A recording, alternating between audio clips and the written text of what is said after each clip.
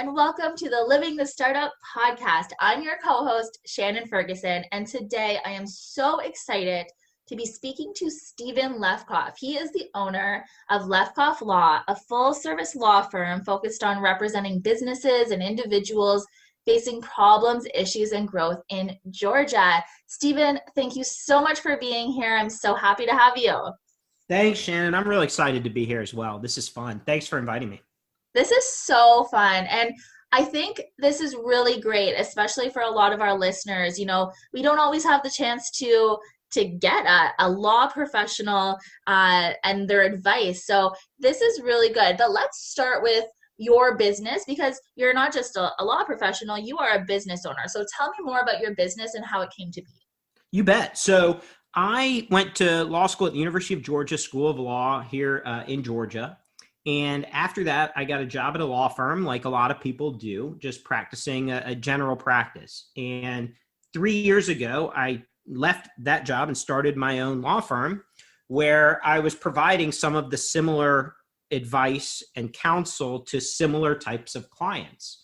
And when I was doing that, I started realizing that there was a big hole in the market for legal services, and that there are a lot of holes, right? But the one that I I did notice over and over and over again was in helping people with small claims cases. These are, at least in Georgia, they're cases under $15,000. And I don't know about Canada, I'll be honest with you, but in the states around the country here, the numbers are different in every state. So some are 8,000, some are 5,000, some are 20,000. But generally speaking, in the grand scheme of legal cases, we're talking about smaller legal matters. And I was realizing that I had all these clients that had cases that a lot of times the attorney's fees were more than the case was worth. Or if they weren't more, they were close.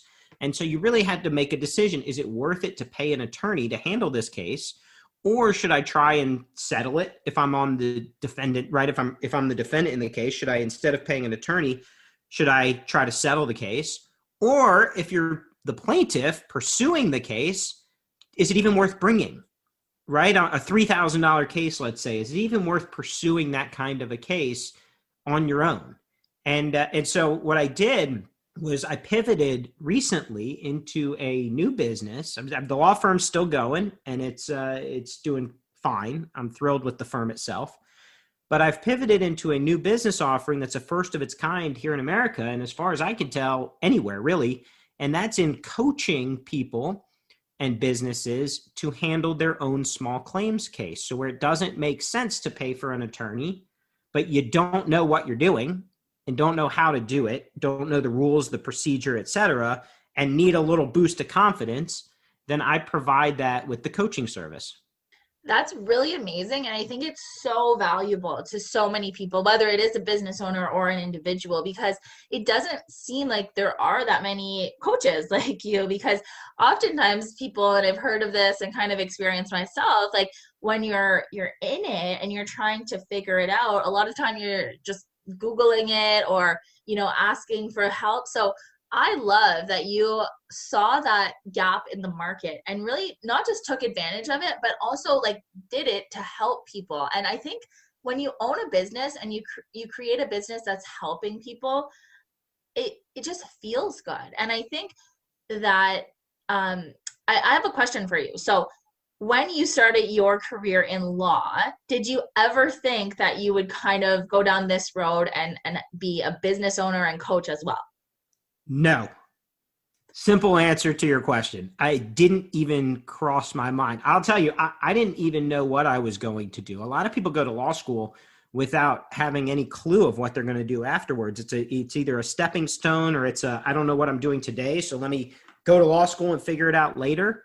And this was very much a product of what I was doing for my clients. And like you said, helping people and putting the smile on your face as the business owner. And I know you can't see me, we're audio only, but it's easy to know even in just audio if somebody's smiling and if they're happy, right? And if that's projected by the business owner, the entrepreneur, if the entrepreneur is happy, then I think, and I'm very early in this process, but I have faith and trust that if I'm happy, that good things will continue to happen, that the business will grow, that even if this product that somebody's working on isn't the most successful, that their happiness causes people to like talking to them, and it grows their network, and then they pivot into another product or another offering or another business by virtue of that network of people that like to talk to you. Because if you're not happy, right? I mean, Shannon, you know this, you don't like to talk to people who aren't happy. Mm-hmm. It's not fun, right? I mean, that's not generally something that we like to do. When people are only talking about the negative, those aren't the kind of phone calls we like to have. And so keeping that happiness and staying that way, putting the smile on your face, I think will, by its very nature, help grow whatever it is that the entrepreneur is working on. And I don't know how I got to that from, did you know you were going to do this in law school? But that's, there we go. I think you make such a great point. And too many people these days aren't happy enough. Too many people are lost or trying to figure out what they're doing with their life. And what would you tell someone who might be, say they're in law, or maybe they're in construction, or maybe they're in a completely different business and they're thinking, oh, maybe I can make my own business? How would you tell them to take that leap, and kind of what are the steps that went into you, transitioning over? That's a awesome question. And my answer today is different than it would have been 2 months ago. And that answer is different than it would have been 3 years ago. So let me give you kind of my history here, if I can. When I started the law firm, it was in the planning stages for over a year, because I was a planner, and I said, I want to pick the right date. We had some student loans to pay off, and I wanted to make sure that I could pay those off before I did this. And then there were some other plans in motion that had to be right. There were some things and conversations with the bosses at the old law firm that went in a direction that kind of precipitated this. So, but that was a long-time plan, a long-term plan. This new business, Gavel, the Small Claims Academy business, happened very quickly. It was a thought for a long time, and it was an area of practice for a long time. I'd been coaching people for a long time. But then when COVID hit and the courts closed, I kind of took a step back because I had some time and thought, how can I make my coaching program more affordable to people and business owners and make it better? Forget affordable, just make it better. And it came to my mind, hey, why don't I do an online course, which is what this thing turned into. And really what precipitated that, or what caused me to roll it out so quickly, was because I had a conversation with a mentor of mine, another attorney, and he said, when's it going live? And I said, well, I don't know. I mean, you got to remember something about attorneys, Shannon. We like everything to look beautiful, to be perfect. There's no minimum viable product with a lot of attorneys, right? You hear that MVP, make something and then see if it sells and then build it out. Well, a lot of attorneys, myself included, don't want to sell somebody a product that's half-baked.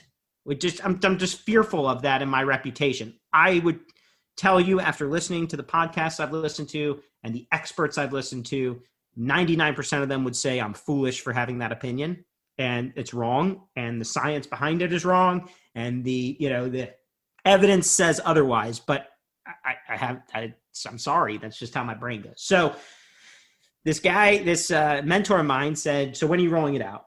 And I said, well, it's like 90% done. He goes, okay, so push the go live button on Facebook, make a post, a live video. Once you push the button, you have to say something. And then you're going to have that kind of fire under your, to actually get it done and put it out, because you've told people about it. It's now a thing. What was in your mind and behind the scenes is now in the forefront, and that's going to force you to do it. So I have, over the last 2 months, my new guiding principle is push the button.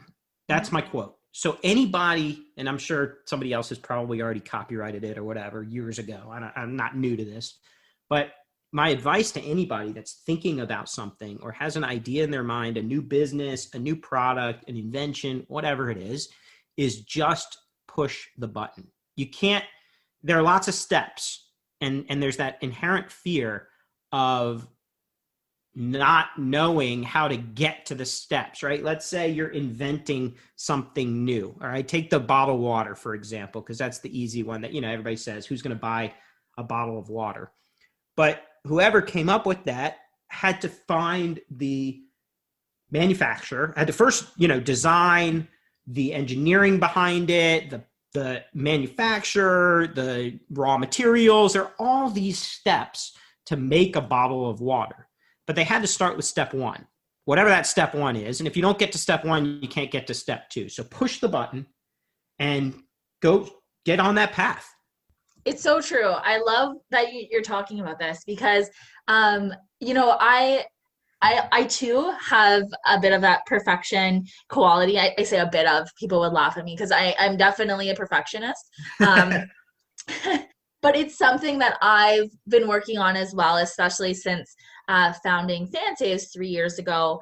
I've had to learn that, I can't be that perfectionist because nothing is ever going to be perfect. And one of the quotes that I kind of live by now is that perfection is the enemy of progress. And that's exactly what you were saying. And I love your saying of like push the button, because once you get started and once you get underway, it's really hard to go back. And whoever told you to push the button is like definitely right on the mark, because I'm happy that you pushed the button, because now we're here talking and look at all the great things that can come of it, right? So I want to kind of talk, you mentioned COVID and kind of how these new thoughts came from it. Why don't you tell me more about your personal COVID experience and kind of dig deeper into that, because I think right now it's such a relevant issue. It's funny you ask that question, because we pick up the phone and it's natural to say to somebody, hey, how's it going? Right? And that is a loaded question now, more so than it ever was. It's like an easy thing to say in passing, and it's an easy thing to say on the phone, but really it's a great question to ask, because everybody's experiencing this differently. And I mean that by, of course there's the health risk and how it's touching people's lives, and grandparents and parents and family members and all that jazz, and friends and everything else, but also how it's affecting the day-to-day life. And I laughed with an attorney a couple weeks ago because I was on a Zoom call with an opposing attorney. We were dealing with some issues that relating to a case that I'm working on, and my 7-year-old son walked in the call. And he didn't have a shirt on because he had gotten home from school and taken off his shirt because he's 7. And why do if you're 7 years old, what good is a shirt when you're walking around your house? And I'm sitting here in my home office, like my face must have been so beet red, just embarrassed. And the attorney started cracking up laughing. And doing so because, frankly, it was funny, right? It's just a funny thing when a 7-year-old kid walks in with no shirt on to the back of a very professional lawyer Zoom call. and that happened 8 months ago, right? In January or February, that attorney might think of me as, who is this guy, right? Like, what kind of office he's working out of his home? Like, again, we talk about the ivory tower lawyer that you want to put on this air of professionalism and impression that everything is perfect and buttoned up, and before you release your product, it's excellent, all of this stuff.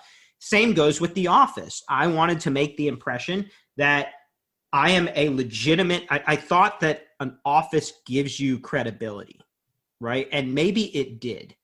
But today, things are completely different. People understand that you're working from home and that you're doing things differently in your life than you've ever done before. And that is a sliding scale with everyone. And so I think one of the things I'm most fascinated about with COVID, and I'm not an intellectual by any stretch of the imagination, but I just like weird things. One of the things that I'm really interested in learning about is how people make the decisions they make. And when I say that, it's kind of like parenting. Nobody does it the same way. How you handle the pandemic is very similar in my mind. There are folks that have not left their house since March in America, right? There are other people who go out every day. and go shopping and grocery shopping and go do the, go to work and do whatever they do. And then there's that sliding scale of in between. We do this, but we don't do that. We wear a mask when we're inside, but not outside. And all of these decisions that people are making that, had you told me 7 months ago that we'd be talking about wearing masks when you go to the grocery store, like that might be something that happens forever, right? You might go to the grocery store 10 years from now and there might be people there wearing masks out of fear of who knows when the next pandemic happens. So it's nuts. But it's greatly affecting our lives. I'm trying to flip it and have it affect me positively, right? So that I'm keeping a smile on my face, so that I'm laughing when my son comes into a Zoom meeting, so that, I'm just realizing, listen, this is life, right? You can either choose to live it with a smile on your face or not. And that's a choice. Everybody's got that choice. Staples Canada is the working and learning company. With a focus on community, inspiration, and services, the company is committed to being a dynamic, inspiring partner to customers who visit its 305 locations across the country. Staples Canada is dedicated to helping entrepreneurs, educators, and students learn and grow. To help stretch your budget even further, they've teamed up with us here at the Living the Startup podcast to give you 20% off store-wide. Simply use the discount code 84022-73463. Again, that's 840-227-3463 upon checkout and instantly save 20%. Big thanks to Staples Canada for supporting the Living the Startup podcast. And now back to this great episode. I love how positive you are, and you are so right in that thinking. And, Chris and I, throughout all of this, the pandemic, we've chose to see these things as kind of like a blessing. You talk about the office space, and for us, we were about to move into a new office, and that kind of got changed, and it ended up working out for us. And we're like, this is great, less overhead in. So definitely, I think that there's two sides of the coin. There's the people that are going to look at the pandemic and it's going to be all negative, but I feel like the people that are really going to succeed and thrive post COVID and even during it are the people that see the positive, see the good, try to be happy, and it really comes off. I feel like when I'm talking to you, you really do sound like a happy guy, and I think that must come across as a coach. You really want a coach who is happy and who you want to see, and how do you bring that happiness into your coaching? Well, it's so much of the coaching is about imparting confidence on the person you're coaching, right? And that doesn't matter if you're coaching for business and business growth, or if you're coaching sports, or if you're coaching, like in my case, people to litigate their cases, to go into court. Confidence, what do they say? Confidence is key, Shannon. Isn't that like a pretty famous phrase? Like that doesn't come across. You don't give someone confident if you're not confident, right? You don't give confidence if you're not confident. And you don't, and a lot of that is from positivity. It's from, look, this is going to be okay. It's going to work out. I mean, that takes me back to law school, where law school is what everybody thinks it is. It can be a scary place, but it's all about how you handle it. Like everything else in the world, it's about how you handle it. And so I used to think, and this is still my mentality in a lot of cases, that look, I've got my civil procedure exam is a Tuesday at 9 a.m. It doesn't matter what I do. That exam is happening Tuesday at 9 a.m. Whether I'm miserable, whether I stay up all night studying, whether I go out on the weekend, whether I dread it, fear it, I'm scared, I'm up with nightmares, it doesn't matter. It's still happening Tuesday at 9 a.m. Now, how I do and how I perform on the exam, totally different story, right? But regardless, that thing is happening Tuesday at 9 a.m. So I choose, again, goes back to choices. I choose to keep a smile on my face. I choose to stay positive about it, because negativity doesn't help ever. I don't know. I mean, I shouldn't say ever. I guess maybe sometimes it does, but to me, optimism is contagious, so much more than pessimism. I mean, I'm sure I'll flip the script on you. Have you noticed that? Like, you talk to people like me all the time on your podcast and in your business. And I would imagine that FanSaves has pivoted, and 3 years ago, what you had in mind is not what it is today, or there have certainly been some changes that you roll with the punches and positively make those changes, right? Yeah, 100%. I just want to say you are such a good lawyer. You're the first person who's ever flipped and asked me a question, and I love it. So that's amazing.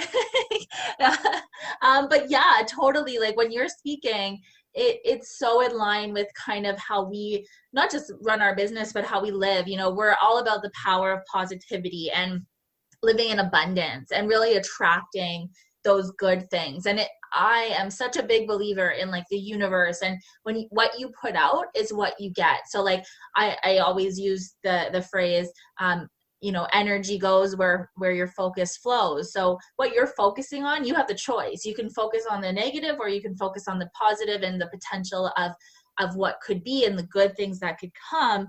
And I think there's kind of this shift where more people are waking up to this and realizing how important it is to have that positive mindset, because at the end of the day, how you live your life and how you run your business, it starts in your head. It starts in how you're thinking and your mindset. And it's exactly like you said, if you wake up every day and you're negative and you hate your life, that is going to boil over into your business, into your relationships, into every little part, and your life is going to suck. And I think that, when people start realizing that, it's kind of like a flick of the switch where it's like, oh, I just have to be positive. And I think it's not always easy, but I think once you start doing it, it's like a muscle, right?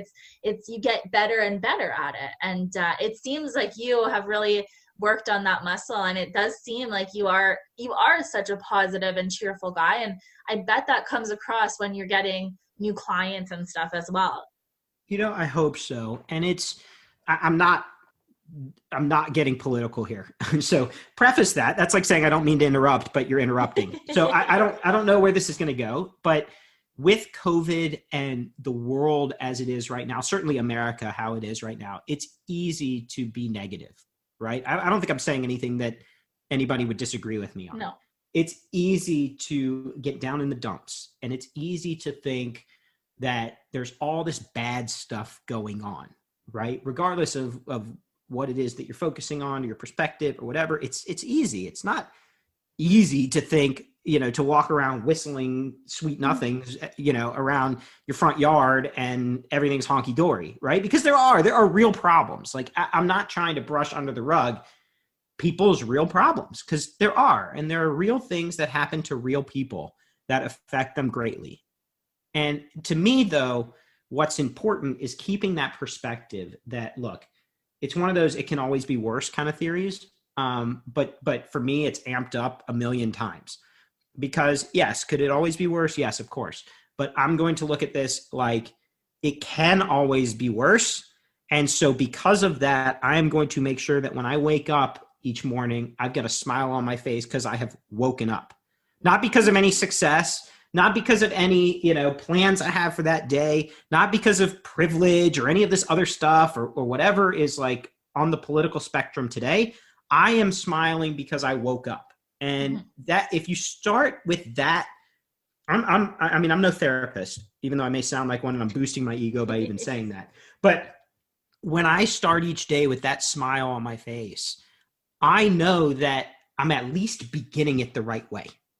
And in order to end the day the right way, you kind of have to begin the day the right way. So to me, that goes hand in hand. And I know that's deep, and I'm not deep and whatever else, but I think you're super deep. I love this conversation. I really think that this is what a lot of entrepreneurs and small business owners need to hear. Because I think exactly like what you said, it's during those hard times and those times when it's so easy to be negative, that when you choose to be positive, that is when your character is defined. And I think that if there is always going to be a reason to be sad and to be down and to feel like you want to give up. But I think that the the definition of strength and the definition again of character is when you're at your lowest, is deciding not to stay at your lowest and deciding to like, rise up, I guess, and come back and be positive and see the bright side. And I think like you said, the world is a hard place right now. There's a lot of stuff going on, and I think that being positive goes hand in hand with being kind. And I think that as business owners ourselves, sometimes we get so busy, but we should never ever forget to be kind and to be kind to people and to be nice. And I think that comes along with positivity. And I think when you're negative and you wake up and like you wake up on the wrong side of the bed and you're sad, I think that when someone isn't kind, it's not because they're not a nice person, but it's because they're living in fear. They're living with all this anxiety and this negative energy, that it's not because they don't have a good heart, but they're just really scared, and it's coming across in an unkind way. So I think that all of this goes hand in hand, character and positivity and kindness. And I think that people need to start really waking up and realizing that it does go hand in hand. 100% right. I mean, business owners, think about entrepreneurs. They're taking risks every day, right? I mean, we all take risks every day, but if you're starting a business or you've started a business and you're, deciding what to do with your business, you're taking a risk. There's no doubt about it. And having confidence in the risk you're taking and thinking positively about the risk you're taking, in my mind, makes it, number one, more likely you'll actually take the risk. And number two, that you'll actually succeed in the risk you're taking. Never a guarantee. Of course not. I mean, the statistics are probably the opposite, right? That more businesses fail than succeed. I don't know. I have no idea what the statistics say.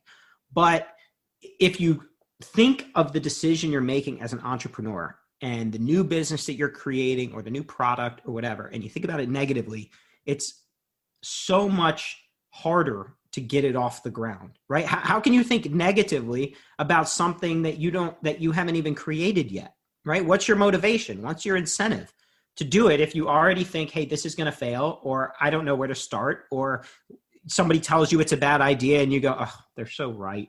Like have some confidence, have some faith, have some trust, or nothing ever exists. As a lawyer, I can tell you from personal experience in my field, lawyers have a tradition of being no people. And when I say no people, it's these are folks that tell you why something can't work, right? You call a lawyer about, man, can I do this? And they say no. Darn. Can I do this with my business? No. What does the law say about this? You can't do it, right? I mean, that's why we have laws, are to tell people what they can't do. Laws don't tell you what you can do. They tell you what you can't do. So forget that stuff. Think about it positively. Think about what you can do, the risk that you want to try and take, and buck the trends. Buck with a B, the trends. I love it. And I think that you're so hitting the nail on the head with so many things today. And, I'm smiling this whole conversation. I just have the biggest smile on my face because you have that really great energy. And it's true. Being a no person when you're an entrepreneur is like a recipe for failure. And it's really cool that you, as a lawyer of trade, have kind of shifted your mindset and said like, and bucked the trend and said, no, I'm not going to be a no person anymore. So I think that's amazing. And it shows in the success you're having. If someone someone is having maybe some trouble, they want some advice on small claims, or maybe they even just want to talk to you because you're so positive. How can they reach out to you? Well, first, let me caveat this. I am not Bill Gates, right? I have not built a quadrillion dollar, that's a number I made up, company. So the caveat, all of what I'm thinking and how I think and what I'm saying is personally something I very much believe in, but, take that for what it's worth. Anyway, not to play it down. What did I say about confidence? It's important to be confident.